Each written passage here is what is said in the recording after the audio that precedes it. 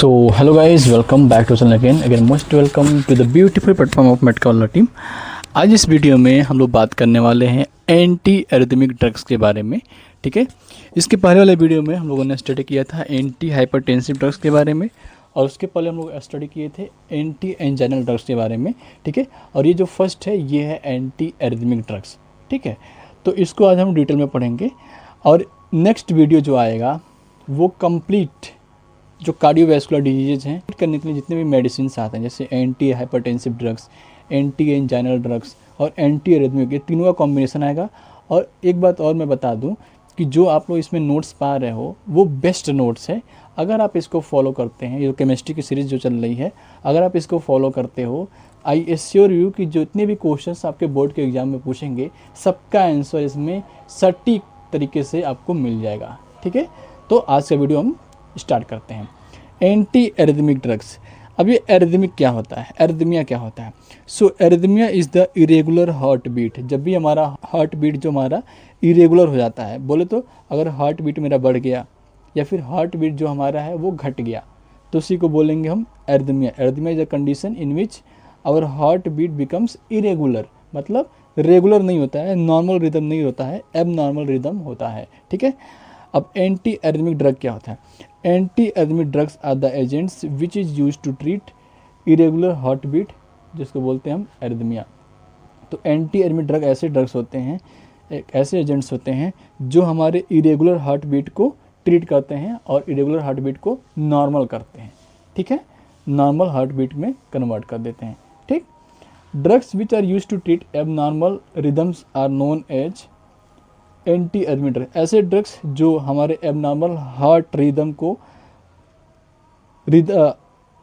ऐसे ड्रग्स जो हमारे एबनॉर्मल हार्ट रिदम को नॉर्मल कर दे उसको हम बोलते हैं एंटी एरिथमिक ड्रग्स। ठीक है, अब हम पढ़ेंगे types of arrhythmias. Types of arrhythmia कि एरिथमिया के टाइप्स कितने होते हैं। अगर हम बात करें कि एरिथमिया कितने टाइप्स होते हैं, तो based on the heart rate के बेसिस पे it is mainly two types. जो एरिथमिया होता है मेनली दो तरह के होते हैं अगर हार्ट रेट के बेसिस पे देखा जाए तो। इसमें फर्स्ट आता है टेकीकार्डिया। सो टेकीकार्डिया क्या होता है? Tachycardia is the condition in which the heart rate is abnormally fast. इसमें क्या होता है कि जो अपना हार्ट रेट होता है, दिल की जो धड़कनें होती हैं वो एबनॉर्मल तरीके से बहुत ही तेज़ होती हैं। A rapid heart beat above 100 beats per minute in adult. Adult में अगर जो हार्ट बीट है वो 100 बीट्स से ज़्यादा हो रही है, ठीक है, तो इसको एबनॉर्मल बोलेंगे, जिसको बोलेंगे हम टेकीकार्डिया। अगर हमारा हार्ट बीट ज़्यादा तेज हो रहा है तो इसको टेकीकार्डिया बोलते हैं। ठीक है, अब आता है bradycardia. What is bradycardia? Bradycardia is the condition in which the heart rate is abnormally slow. इसमें क्या होता है कि जो हमारा हार्ट का जो रेट होता है वो बहुत ही ज़्यादा स्लो हो जाता है। A very slow heart rate below 60 beats per minute. अब देखो, इसमें 60 बीट पर मिनट अगर हो जाए, इससे कम होने लगे तो हमें क्या हो रहा है? ब्रेडिकार्डिया होने लगा। और अगर 100 बीट से ज़्यादा हो रहा है तो हमें क्या होगा? तब हमें टेकीकार्डिया हो रहा है। ठीक है, इतना समझ में आया? एक नॉर्मल सा चार्ट से देखते हैं। अगर जो हमारा नॉर्मल हार्ट बीट रहता है वो 60 से लेके 100 बीपीएम मतलब बीट्स पर मिनट्स होता है।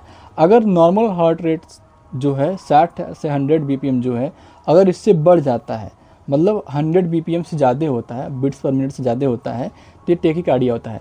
अगर नॉर्मल से जो हार्ट रेट हमारा है less than 60 beats per minute हो रहा है तो इसको हम ब्रेडिकार्डिया बोलते हैं। ठीक है, अब हम पढ़ेंगे classification of anti arrhythmic drugs. Classification of anti arrhythmic drugs. अब देखो, जो क्लासिफिकेशन है उसको ध्यान से देखो और इसको याद कर लो क्योंकि ये एग्जाम में पूछता है। ठीक है, the anti arrhythmic drugs are classified into the following classes. जो एंटी एरिथमिक ड्रग्स है इसको फॉलोइंग क्लासेस में क्लासीफाई किया गया है, जिसमें जो क्लास फर्स्ट की मेडिसिन है वो है सोडियम चैनल ब्लॉकर्स। ये फर्स्ट क्लास का है जो सोडियम चैनल ब्लॉकर्स। अब ये क्या करता है? Sodium channel blockers blocks the fast sodium channels after depolarisation. इसको हम डिटेल में मैकेनिज्म ऑफ एक्शन पढ़ेंगे। ये क्या करता है? जो हमारे सोडियम चैनल है उसको ये ब्लॉक कर देता है डिपोलराइजेशन के बाद। और इसके एग्जांपल में देखते हैं कि सोडियम चैनल ब्लॉकर्स में कौन कौन से मेडिसिन आते हैं। तो पहला आ गया क्विनोडीन सल्फेट, दूसरा है प्रोकैनामाइड हाइड्रोक्लोराइड, तीसरा है फिनाइटोइन सोडियम और चौथा जो है लोरकैनामाइड हाइड्रोक्लोराइड। तो ये 4 मेडिसिन जो हैं वो सोडियम चैनल ब्लॉकर्स के अंदर आते हैं। ये फर्स्ट क्लास का ये दवा है। अब क्लास सेकेंड जो है इसका वो है एंटी एडिनर्जिक ब्लॉकर्स, जिसको बोलते हैं हम beta blockers. Anti adrenergic blockers, इसको हम बोलते हैं बीटा ब्लॉकर्स। ये क्या करता है, ये ब्लॉक कर देता है बीटा रिसेप्टर को हार्ट में और हमारे स्मूथ मसल्स में। ये क्या करता है, बीटा रिसेप्टर को ये ब्लॉक कर देता है। अगर इसके एग्जांपल्स को देखेंगे तो प्रोप्रानोलॉल, सोटालॉल, एटिनोलॉल और मीटोप्रोलॉल, ये क्या है, एंटी एडिनर्जिक ब्लॉकर या फिर बीटा ब्लॉकर इसको कहते हैं। ठीक है, अगर लास्ट में ओलोल आ रहा है तो हमें समझ आना चाहिए कि ये बीटा ब्लॉकर्स में आते हैं। ओलोल देखो इसमें आ रहा है ओलोल, इसमें भी आ रहा है ओलोल, ओलोल ठीक है, प्रोलोल ठीक है। तो ये सब एंटी एडिनर्जिक ब्लॉकर्स हैं जो बोलते हैं इसको बीटा ब्लॉकर्स। जो क्लास 3 के मेडिसिन आते हैं वो आते हैं पोटेशियम चैनल ब्लॉकर्स या फिर इनको एजेंट्स वाइडनिंग एक्शन पोटेंशियल। ये ऐसे एजेंट्स होते हैं जो एक्शन पोटेंशियल को बढ़ा देते हैं और इसको हम पोटेशियम चैनल ब्लॉकर्स कहते हैं। मतलब एक ऐसे एजेंट्स जो एक्शन पोटेंशियल को बढ़ाते हों। अगर इनके एग्जांपल्स को हम देखें तो एम्योडेरोन, सोटालोल और डोफेटिलाइड। देखो सोटालोल जो होता है एंटी एरिथमिक ड्रग्स के साथ साथ कोई अदर ड्रग्स के साथ मिलकर ये पोटेशियम चैनल को भी ब्लॉक करता है, ठीक है। और ये बीटा एडिनर्जिक ब्लॉकर होता है, लेकिन ये पोटेशियम चैनल को भी ब्लॉक करता है, इसलिए इसको भी इसमें लिखा गया है। तो पोटेशियम चैनल ब्लॉकर्स या फिर एजेंट्स वाइडनिंग एक्शन पोटेंशियल में आ गया एम्योडेरोन, सोटालोल और डोफेटिलाइड, ठीक है। अब हम चौथे क्लासिफिकेशन को बात करेंगे, चौथे क्लास को बात करेंगे तो ये आता है कैल्शियम चैनल ब्लॉकर्स। ये कैल्शियम चैनल ब्लॉकर्स नाम से याद दिख रहा है कि कैल्शियम चैनल को ये ब्लॉक करेगा। सो ये blocks calcium channels AV node के पास जो कैल्शियम चैनल रहता है उसको ये ब्लॉक कर देता है, ठीक है। इसके एग्जांपल्स का देखिए बात करें तो इसमें आता है वेरापामिल और डिल्टाइजिम। वेरापामिल और डिल्टाइजिम इसमें आते हैं, ठीक है। पांचवा जो होता है मिसलिनियस, ये पांचवा क्लास जो है मिसलिनियस ड्रग्स के हैं जो डिफरेंट टाइप्स की एक्टिविटीज़ को शो करते हैं और डिफरेंट चैनल्स को ये ब्लॉक करते हैं। कुछ कैल्शियम चैनल को भी ब्लॉक करेंगे, पोटेशियम को भी ब्लॉक करेंगे। इसमें आ गया आपका एडिनोसिन, डाइजोक्सिन और मैग्नीशियम सल्फेट, ये मिसलिनियस ड्रग्स है। ये अपने पूरे 5 क्लासेस हैं एंटी एरिथमिक ड्रग्स के, ठीक है। अब पहले हम पढ़ेंगे सोडियम चैनल ब्लॉकर को, ठीक है। Sodium channel blockers. Sodium channel blockers are the agents which blocks the fast sodium in the heart cells. Sodium channel blockers एक ऐसे एजेंट्स होते हैं जो हार्ट सेल में जो सोडियम के चैनल्स होते हैं उसको ब्लॉक कर देते हैं, ठीक है। ब्लॉक कर देते हैं sodium channel in the heart cell. Heart के सेल में जो कार्डियक सेल है उसमें जो सोडियम चैनल होते हैं उसको ये ब्लॉक कर देता है। इसकी वजह से क्या होता है कि जो सोडियम का इफ्लक्स होता है सेल में वो बंद हो जाता है, ठीक है। अभी मैकेनिज्म ऑफ एक्शन हम पढ़ेंगे। They slow down depolarization of cardiac action potential. ये स्लो डाउन कर देते हैं depolarization of cardiac action potential. Cardiac के एक्शन पोटेंशियल को ये स्लो डाउन कर देते हैं। It mainly acts on the atria. ये मेनली एट्रिया पे वर्क करते हैं, वेंट्रिकल्स पे वर्क करते हैं और पुरकिंजी फाइबर्स पे ये वर्क करते हैं। They increase duration of action potential. जो एक्शन पोटेंशियल का ड्यूरेशन होता है, जैसे मान लो अगर 0.5 सेकंड में जो काम हो रहा है, जैसे अगर कोई काम 0.5 सेकंड में हो रहा है तो ये एक्शन पोटेंशियल को बढ़ा देते हैं। इसका मतलब ये है कि 0.7 सेकंड में अब वो होगा या फिर 0.8 सेकंड में अब वो होगा, ठीक है। तो ये बोल रहा है कि it mainly acts on the atria, ventricles and पुरकिंजी fibres and they increase the duration of action potential, ठीक है। आप लोग साथ साथ नोट्स बनाते भी चलो, ठीक है, आसानी रहेगा आप लोग को पढ़ने में, रिविजन करने में। अब इसका हम मैकेनिज्म ऑफ एक्शन देखेंगे, सोडियम चैनल ब्लॉकर्स का मैकेनिज्म ऑफ एक्शन देखेंगे, ठीक है। जो सोडियम चैनल ब्लॉकर्स होते हैं ये ब्लॉक करते हैं फास्ट सोडियम चैनल, जिसको फेज 0 बोलते हैं। ये सोडियम चैनल को ब्लॉक करेंगे जो डिक्रीज कर देता है सोडियम का influx into the cardiac cell, जिसके वजह से जो सोडियम का इन्फ्लक्स होता है कार्डियक सेल में वो डिक्रीज हो जाता है। जब सोडियम का इन्फ्लक्स डिक्रीज हो जाता है तो जो रेट होता है डीपोलराइजेशन का या फिर कंडक्शन की जो वेलोसिटी होती है, जो सोडियम का जो कंडक्शन होता है उसकी जो वेलोसिटी होती है वो कम होने लगती है। जब सोडियम का कंडक्शन की वेलोसिटी कम होती है तो slow impulse conduction in heart, तो जो इम्पल्स का जो कंडक्शन होता है हार्ट में वो धीरे हो जाता है। जैसे मान लो जो 0.3 सेकंड में हो रहा था अब 0.2 सेकंड में, अब 0.8 सेकंड में होगा, ठीक है। अब ये जिसकी वजह से क्या होगा, ये कंट्रोल कर देता है एरिथमिया को। फिर से समझो कि जो सोडियम चैनल ब्लॉकर होता है ये ब्लॉक कर देता है सोडियम चैनल को, जिसकी वजह से सोडियम का जो इन्फ्लक्स होता है कार्डियक सेल में वो रुक जाता है, स्लो हो जाता है, जिसकी वजह से जो रेट ऑफ डिपोलराइजेशन ये बोले तो जो डिक्रीज हो जाता है कंडक्शन वेलोसिटी, जो सोडियम की जो कंडक्शन की जो वेलोसिटी होती है वो कम हो जाती है, जिसकी वजह से slow impulse conduction in heart होने लगता है। तो जब स्लो कंडक्शन होगा तो जाहिर सी बात है जो हमारे दिल की धड़कनें हैं वो स्लो होना शुरू हो जाएंगी, तो ये कंट्रोल कर देता है एरिथमिया को, ठीक है। तो ये सोडियम चैनल ब्लॉकर के ये मैकेनिज्म ऑफ एक्शन है। अब हम एक एक ड्रग्स पढ़ेंगे जो सोडियम चैनल ब्लॉक्स में आते हैं, ठीक है। अब देखो जो फर्स्ट ड्रग है सोडियम चैनल ब्लॉकर्स में वो है quinidine sulphate. Quinidine sulphate, quinidine sulphate is the sulphate salt of quinidine which is an alkaloid having the anti arrhythmic and anti malaria activity. अब जो क्विनिडीन सल्फेट है ये sulphate salt होता है quinidine का, जो एक तरह का एल्कलाइड है जिसकी एक्टिविटी क्या होती है, एक तरह की एंटी एरिथमिक एक्टिविटी होती है या फिर एंटी मलेरियल एक्टिविटी, मतलब मलेरिया में भी ये यूज होता है और एरिथमिया में भी यूज होता है ये, ठीक है।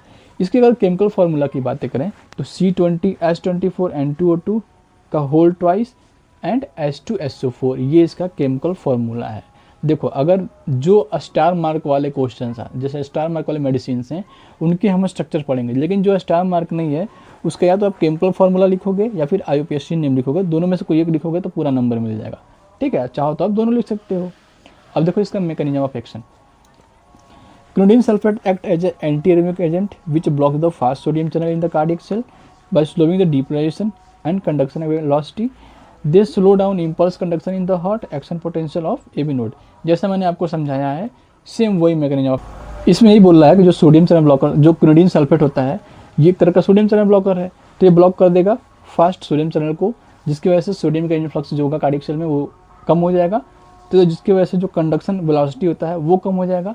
जब कंडक्शन वेलोसिटी कम होगी तो जो हार्ट में जो कंडक्शन हो रहा था इम्पल्सेस का वो स्लो हो जाएगा, तो एरिथमिया कंट्रोल हो जाएगा, है कि नहीं। अब इसके हम फार्मास्यूटिकल प्रिपरेशन को पढ़ेंगे। देखो फार्मास्यूटिकल प्रिपरेशन टैबलेट के फॉर्म में आता है, कैप्सूल के फॉर्म में आता है। स्टेबिलिटी एंड स्टोरेज की बात करें तो it should be stored in well closed air tight container and protect from light. इसको हम well closed air tight container में क्लोज करके रखेंगे और इसको धूप से या फिर लाइट से बचाएंगे, ठीक है। अगर हम ब्रांड नेम की बातें करें क्विनिडीन सल्फेट की तो क्विनोरा के नाम से आता है, कार्डियोक्विन के नाम से आता है और क्विनिडीन एक्सटेंटेप्स के नाम से भी आता है। अब इसके हम यूजेस देखेंगे, यूजेज ऑफ क्विनिडीन सल्फेट। अब देखो uses of quinidine sulphate, it is use to treat irregular heart beat, मतलब टेकिकार्डिया या फिर ब्रेडिकार्डिया को ये ट्रीट करने में मदद करता है। साथ साथ में it is use to treat ventricular tachycardia, अगर वेंट्रिकल्स में ज़्यादा इम्पल्सेस जनरेट होते हैं और वेंट्रिकुलर टेकिकार्डिया हो रहा है तो उसको ये ट्रीट करता है, उसको ये ठीक करने में मदद करता है। Now the second drug is procainamide hydrochloride. ये भी एक तरह का सोडियम चैनल ब्लॉकर है कि नहीं। Procainamide hydrochloride is the hydrochloride salt of procainamide, ठीक है, which is used as an anti arrhythmic agent. जो प्रोकैनामाइड हाइड्रोक्लोराइड होता है ये हाइड्रोक्लोराइड साल्ट होता है प्रोकैनामाइड का, जिसका यूज हम किस में करते हैं, as an anti arrhythmic agent की तरह इसका यूज करते हैं। अब इसका हम IUPAC नेम देखते हैं। जो IUPAC नेम है प्रोकैनामाइड हाइड्रोक्लोराइड का वो है 4-amino N in large bracket 2 diethylamino ethyl benzamide hydrochloride. ये इसका IUPAC नेम है प्रोकैनामाइड हाइड्रोक्लोराइड का। अब इसका मैकेनिज्म ऑफ एक्शन देखो प्रोकैनामाइड हाइड्रोक्लोराइड का। अब देखो जो प्रोकैनामाइड हाइड्रोक्लोराइड होता है ये ब्लॉक करता है fast sodium channel in the cardiac cell, जिससे वजह से डिक्रीज रहता है सोडियम का influx into the cell during the phase 0। Slow down होता है डिपोलाइजेशन, दस डिक्रीज होता है conduction velocity, thus inhibit the depolarisation and reduce the action potential.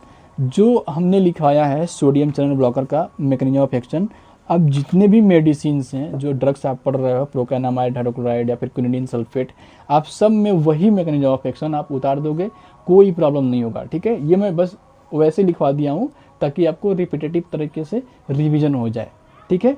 तो ये जो मैं बताया था आपको, कहाँ गई ये जो मैं बताया हूँ आपको मैकेनिज्म ऑफ एक्शन, आप सारे मेडिसिन में जो सोडियम चैनल ब्लॉकर्स है सब में आप इसको डिट्टो उतार सकते हो, ठीक है। तो ये इसका मैकेनिज्म ऑफ एक्शन है प्रोकैनामाइड हाइड्रोक्लोराइड का। अब हम नेक्स्ट पढ़ेंगे फार्मास्यूटिकल प्रिपरेशन के बारे में हम पढ़ेंगे, जिसको टेबलेट के फॉर्म में आता है, कैप्सूल के फॉर्म में आता है और इंजेक्शन के फॉर्म में ये आता है, ठीक है। अब स्टेबिलिटी एंड स्टोरेज की बात करें तो procainamide should be kept in the airtight closed container and protect from light, और इसको लाइट से भी बचाया जाता है और क्लोज कंटेनर में इसको हम रखते हैं, ठीक है। अगर हम पॉपुलर ब्रांड नेम की बातें करें तो प्रोकैनामाइड जो आता है, अगर मार्केट में आप खरीदने जाओगे तो क्या नाम से आएगा, तो ये प्रोनेस्टिल, प्रोकैनबिड और प्रोकैन SR सस्टेन रिलीज, ये 3 नाम जो है पॉपुलर ब्रांड नेम है प्रोकैनामाइड हाइड्रोक्लोराइड के। अब यूजेस देख लो प्रोकैनामाइड हाइड्रोक्लोराइड का। तो it is used as anti arrhythmic drug या फिर एजेंट, एक तरह का एंटी एरिथमिक एजेंट की तरह प्रयोग किया जाता है इसका। It is use to treat ventricular arrhythmia, इसके यूज हम वेंट्रिकुलर एरिथमिया में करते हैं, ठीक है।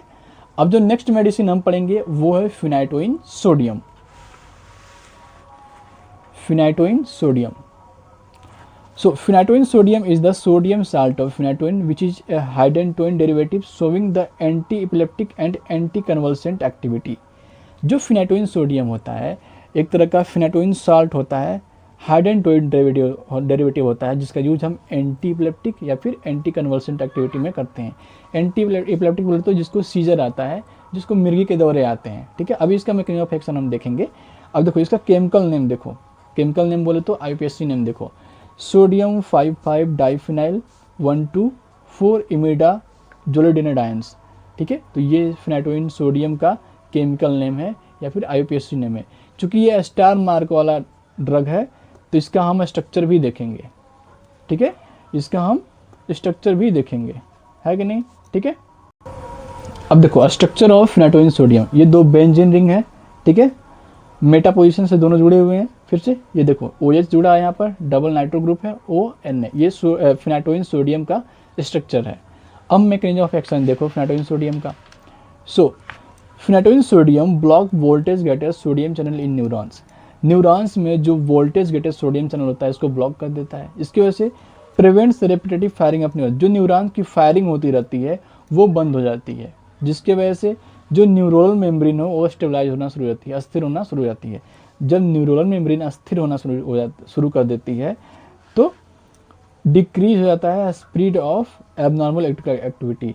तो जो भी electrical activities, abnormal electrical activities चल रही होती है वो डिक्रीज होना शुरू हो जाता है। तो ये जो जिन लोगों को मिर्गी आती है, सीजर होता है, वो कंट्रोल होना शुरू हो जाता है। फिर से देखो जो फिनाइटोइन सोडियम होता है ये ब्लॉक कर देता है वोल्टेज गेटेड सोडियम चैनल को जो न्यूरॉन्स में होते हैं, ठीक है, न्यूरॉन के आजू बाजू में होते हैं जो, जिसकी वजह से प्रिवेंट कर देता है ये रिपीटेटिव फायरिंग ऑफ न्यूरॉन्स। जब ये सोडियम चैनल ये ब्लॉक हो गया तो जो रिपीटेटिव फायरिंग हो रहा था वो तो बंद हो ही जाएगा, है कि नहीं, जिसकी वजह से जो न्यूरोनल मेम्ब्रेन होते हैं वो अस्टेबलाइज होना शुरू हो जाते हैं, मतलब तो अस्टेबल होना शुरू हो जाते हैं, जिसकी वजह से जो स्पीड होता है एबनॉर्मल इलेक्ट्रिकल एक्टिविटीज़ का वो डिक्रीज होना शुरू हो जाता है।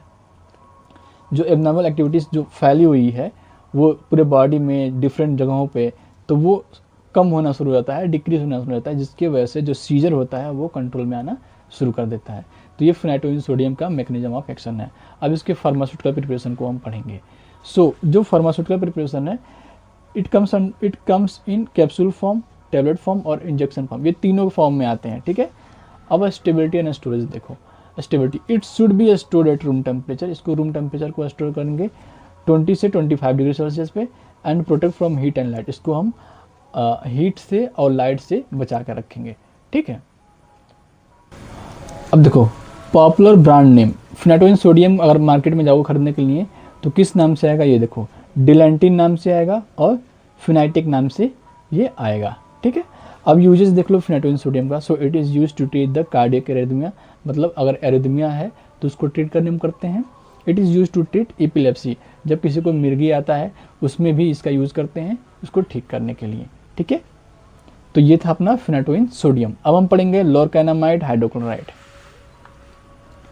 लोरकेनामाइड हाइड्रोक्लोराइड, ठीक है। So lorcanamide hydrochloride is the anti arrhythmic drug which is used for the treatment of arterial and ventricular tachycardia. जो लोरकेनामाइड हाइड्रोक्लोराइड होता है एक तरह का एंटी एरिथमिक ड्रग होता है जिसका यूज हम करते हैं आर्टेरियल और वेंट्रिकुलर टेकिकार्डिया, मतलब जो आर्टरीज में भी टेकिकार्डिया हो रही है और जो वेंट्रिकल्स में टेकिकार्डिया हो रही है, दोनों को ट्रीट करने में, दोनों को ठीक करने में हम लोरकेनामाइड हाइड्रोक्लोराइड का प्रयोग करते हैं।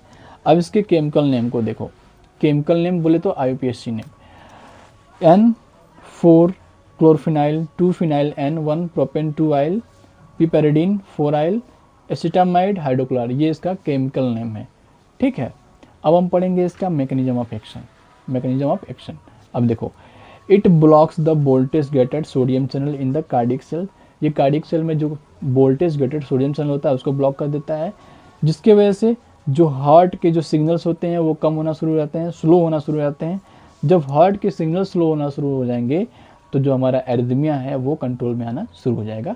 तो ये था अपना लोरकेनामाइड हाइड्रोक्लोराइड का मैकेनिज्म ऑफ एक्शन। अब देखो इसका pharmaceutical preparation. Now pharmaceutical preparation of lorcanamide hydrochloride, ये टेबलेट के फॉर्म में आता है, कैप्सूल के फॉर्म में आता है और इंजेक्शन के फॉर्म में भी आता है। अब स्टेबिलिटी एंड स्टोरेज देखो, it should be stored at cool temperature, इसको हम कूल टेम्परेचर पे ही रखते हैं, ठीक है। अब देखो इसका पॉपुलर ब्रांड नेम लोरकानामाइड हाइड्रोक्लोराइड का जो ब्रांड नेम है उसको देखो, लैरका नाम से आता है, लार्पिन नाम से आता है और लैंडिप नाम से ये आता है मार्केट में, ठीक है। अब यूजेस देख लो इसका लोरकानामाइड हाइड्रोक्लोराइड का। So lorcanamide hydrochloride is used for the treatment of ventricular arrhythmias, इसको हम यूज़ कहाँ करते हैं, वेंट्रिकुलर एरिथमिया में करते हैं।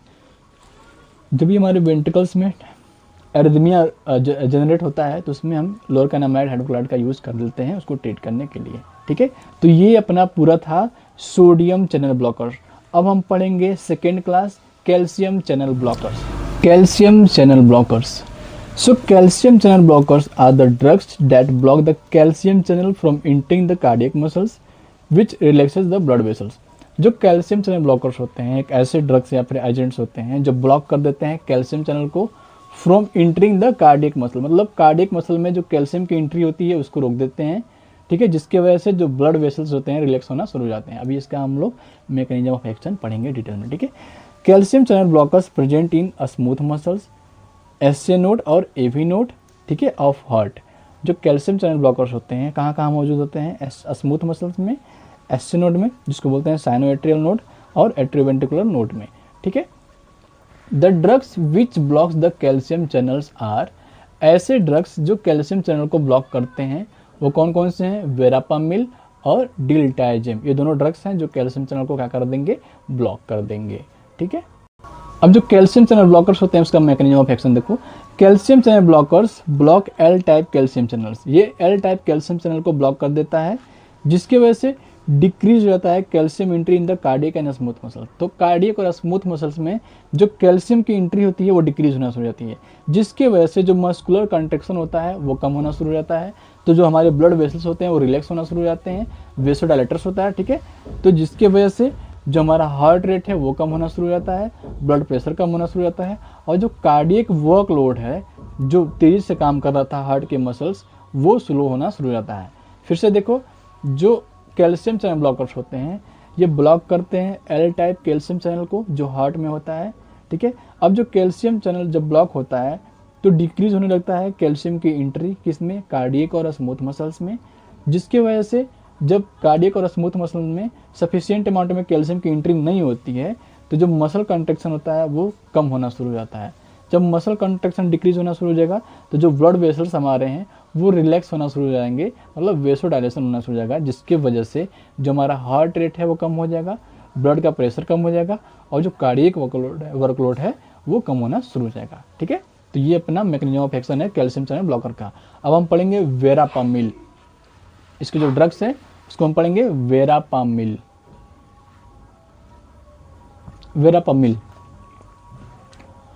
Verapamil is a calcium channel blocker which is used to treat the hypertension, angina pectoris and tachycardia। Verapamil एक तरह का कैल्शियम चैनल ब्लॉकर है जिसका यूज हम हाइपरटेंशन में करते हैं, एंजाइना पेक्टोरिस में करते हैं और टेकिकार्डिया को ठीक करने में करते हैं। अब इसके केमिकल फार्मूला की बात करें तो हम C27H38N2O4 ये इसका केमिकल फार्मूला है, ठीक है। अब देखो इसकी physicochemical properties. So it is white crystalline powder with bitter taste, ये वाइट क्रिस्टलाइन की तरह होता है और इसका जो टेस्ट होता है बीटर टेस्ट होता है। It is soluble in water and alcohol, ये वेरापामिल जो होता है वाटर और अल्कोहल दोनों में सोल्यूबल होता है, ठीक है। इसका मतलब ये नहीं है कि और कोई किसी को वेरापामिल देना है तो आप अल्कोहल में मिला कर दे सकते हो, ऐसा बिल्कुल नहीं करना चाहिए, ठीक है। फार्मास्यूटिकल प्रिपरेशन को देखो तो ये टैबलेट के फॉर्म में आता है और कैप्सूल के फॉर्म में भी आता है। अब जो वेरापामिल है उसका मैकेनिज्म ऑफ एक्शन देखो जितना भी मैं पढ़ा रहा हूँ, जैसे सोडियम चैनल को पढ़ाया था, जो सोडियम चैनल का मैकेनिज्म ऑफ एक्शन था वो पूरे मेडिसिन में जो भी हम पढ़ेंगे सोडियम चैनल ब्लॉकर्स के अंदर में सारे मेडिसिन में वही आप मैकेनिज्म ऑफ एक्शन लिख सकते हो, ठीक है। ऐसे ही जो कैल्शियम चैनल हम पढ़ा रहे हैं तो जो कैल्शियम चैनल ब्लॉकर में हम लोग जो मैकेनिज्म ऑफ एक्शन पढ़े हो आप सारे मेडिसिन में वही mechanism of action copy and paste कर सकते हो, ठीक है। तो मैकेनिज्म ऑफ एक्शन देखो इसका, verapamil block the calcium entry into the cardiac cell, thus muscle relax, blood vessel relax हो जाते हैं तो डिक्रीज हो जाता है ब्लड का प्रेशर। देखो सेम चीज़ें हैं जो मैंने बहुत सिंपल में लिख दिया है ताकि आपको याद हो जाए। मतलब वेरापामिल जो होता है ब्लॉक करता है कैल्शियम की एंट्री को कार्डियक सेल में, जिसकी वजह से जो मसल्स होते हैं वो रिलैक्स होना शुरू हो जाते हैं। तो जब मसल रिलैक्स होना शुरू हो जाते हैं तो जो ब्लड वेसल्स होते हैं वो रिलैक्स होना शुरू हो जाते हैं, वेसोडाइलेशन होता है, तो जिसकी वजह से जो हमारा ब्लड का जो प्रेशर है वो कम होना शुरू हो जाता है। ठीक है, अब हम पढ़ेंगे स्टेबिलिटी एंड स्टोरेज। सो जो वेरापामिल होता है it should be stored in well closed air tight container and protect from the sunlight. इसको हम well closed air tight container में रखते हैं और सनलाइट से इसको हम बचाते हैं, या फिर किसी भी तरह के लाइट से इसको हम बचाते हैं। ठीक है, अब यूजेस देख लो वेरापामिल का। So it is used as calcium channel blocker. Verapamil का यूज हम कैल्शियम चैनल ब्लॉकर की तरह करते हैं। It is use to treat the hypertension, इसको हम हाइपरटेंशन बोले तो हाई बीपी को ट्रीट करने में करते हैं। It is use to treat the tachycardia, मतलब टेकिकार्डिया को ट्रीट करने में भी इसका यूज हम करते हैं। ठीक है, अब ब्रांड नेम देखो वेरापामिल का, कि अगर मार्केट में जाओगे तो किस नाम से आपको ये मिलेगा। ठीक है, तो आइसोप्टीन एसआर, कैलेन एसआर, ये दो ब्रांड नेम हैं जो अगर आप मार्केट में जाओगे तो आइसोप्टीन एसआर के नाम से मिल जाएगा वेरापामिल, और कैलन एसआर के नाम से आपको वेरापामिल मिल जाएगा। ठीक है, तो ये था अपना कैल्शियम चैनल ब्लॉकर। ठीक है, now the third class is potassium channel blocker. अब देखो पोटेशियम चैनल ब्लॉकर को हम एजेंट्स वाइडनिंग एक्शन पोटेंशियल भी कहते हैं, मतलब ऐसे एजेंट्स जो एक्शन पोटेंशियल के ड्यूरेशन को बढ़ा देते हो। मतलब अगर 0.5 सेकंड में कोई काम हो रहा है तो 0.7 सेकंड में उसको करवाएंगे। ठीक है, अब देखो potassium channel blockers are the drugs that block the potassium channel in the cardiac cell, thereby increasing the duration of action potential and refractory periods. मतलब ऐसे पोटेशियम चैनल ब्लॉकर्स ऐसे ड्रग्स होते हैं जो ब्लॉक करते हैं पोटेशियम चैनल को cardiac cell में, जिसकी वजह से जो एक्शन पोटेंशियल होता है उसका ड्यूरेशन बढ़ जाता है। ठीक है, और जो रिफ्रैक्टरी पीरियड होता है, मतलब जो टाइमिंग होता है वो बढ़ जाता है। ठीक है, अब इसके मैकेनिज्म ऑफ एक्शन देखो। मैकेनिज्म ऑफ एक्शन आप अच्छे से समझ जाओगे तो हर एक मेडिसिन में जो पोटेशियम चैनल ब्लॉकर के अंदर में आते हैं आप लिख सकते हो। ठीक है, so potassium channel blockers block the potassium channel in the cardiac cell. मतलब जो पोटेशियम चैनल ब्लॉकर होते हैं ये ब्लॉक कर देते हैं पोटेशियम चैनल को कार्डियक सेल में, जिसके वजह से डिक्रीज होने लगता है पोटेशियम इफ्लक्स एंड डिले लिप्रो। फिर से समझो इसको, पोटेशियम चैनल ब्लॉकर जो होता है ब्लॉक करता है पोटेशियम चैनल को कार्डियक सेल में, जिसकी वजह से जो पोटेशियम का इफ्लक्स हो रहा था कार्डियक सेल में वो कम होना शुरू हो जाता है, जिसकी वजह से क्या होगा कि जो एक्शन पोटेंशियल हो रहा था, जनरेट हो रहा था, उसके ड्यूरेशन ज़्यादा बढ़ेगा कि नहीं, बढ़ जाएगा। तो इसके वजह से रिफ्रैक्टिव पीरियड बढ़ेगा। जब रिफ्रैक्टिव पीरियड बढ़ेगा तो ये प्रिवेंट करने लगेगा एबनॉर्मल इम्पल्सेस, क्योंकि सफिशिएंट अमाउंट में पोटेशियम आ ही नहीं रहा है, क्योंकि पोटेशियम को ब्लॉक कर दिया गया है। तो जो इम्पल्सेस जनरेट हो रहे थे वो एबनॉर्मल इम्पल्सेस जो जनरेट हो रहे थे वो जनरेट होना बंद हो जाएंगे। तो जब इम्पल्सेस जनरेट होना बंद हो जाएंगे तो जो हमारा हार्ट रेट जो है वो नॉर्मल होना शुरू हो जाएगा। तो ये मैकेनिज्म ऑफ एक्शन है पोटेशियम चैनल ब्लॉकर का। अब देखो the drugs which blocks the potassium channels are, ऐसे ड्रग्स जो पोटेशियम चैनल को ब्लॉक करते हैं वो कौन कौन से हैं? एम्योड्रोन, सोटालॉल, डोफेटिलाइट। ये 3 ड्रग्स ऐसे हैं जो पोटेशियम चैनल को हमारे कार्डियक सेल में ब्लॉक कर देते हैं। Now the first drug is एम्योड्रोन।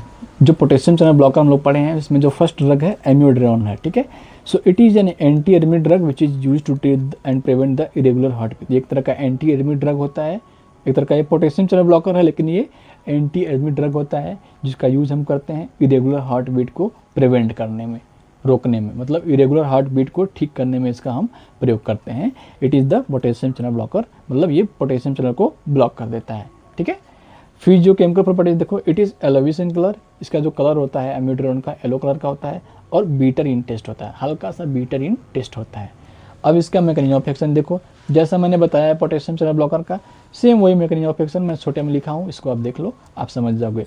It blocks the potassium channel and prevents. It बोले तो एम्योड्रोन जो होता है ब्लॉक कर देता है पोटेशियम चैनल को and prevent the potassium efflux, मतलब पोटेशियम चैनल को ब्लॉक कर देगा तो पोटेशियम का जो इफ्लक्स हो रहा था सेल्स में वो बंद हो जाएगा, thereby delaying the repolarisation plus slow heart rate signals. मतलब जो रिपोलराइजेशन हो रहा था वो कम हो जाएगा, जो हार्ट के सिग्नल काफ़ी तेज़ी से भाग रहे थे वो कम होना शुरू हो जाएगा, तो स्टेबलाइज हो जाएगा रिदम।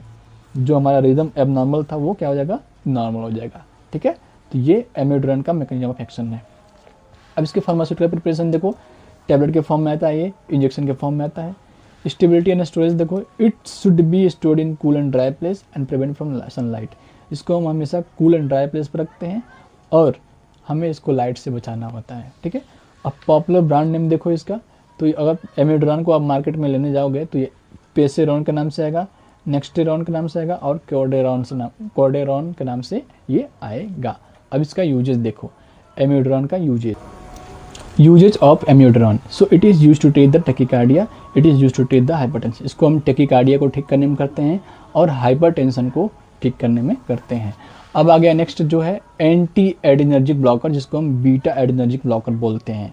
ये जो हमारा नेक्स्ट क्लास है वो है एंटी एडिनर्जिक ब्लॉकर्स, जिसको हम बीटा एडिनर्जिक ब्लॉकर्स के नाम से जानते हैं, बीटा ब्लॉकर के नाम से जानते हैं। So beta adrenergic blockers are the drugs that block beta adrenergic receptors. मतलब बीटा एडिनर्जिक ब्लॉकर ऐसे ड्रग्स होते हैं जो बीटा एडिनर्जिक रिसेप्टर को ब्लॉक कर देते हैं, जिसको जो बीटा 1 बीटा 2 रिसेप्टर होता है, thereby reducing the effect of adrenaline on the heart and blood vessels. इसलिए ये जो एड्रेनलिन होता है उसका जो इफेक्ट होता है हार्ट और ब्लड वेसल पे, उसको ये क्या कर देते हैं, रोक देते हैं।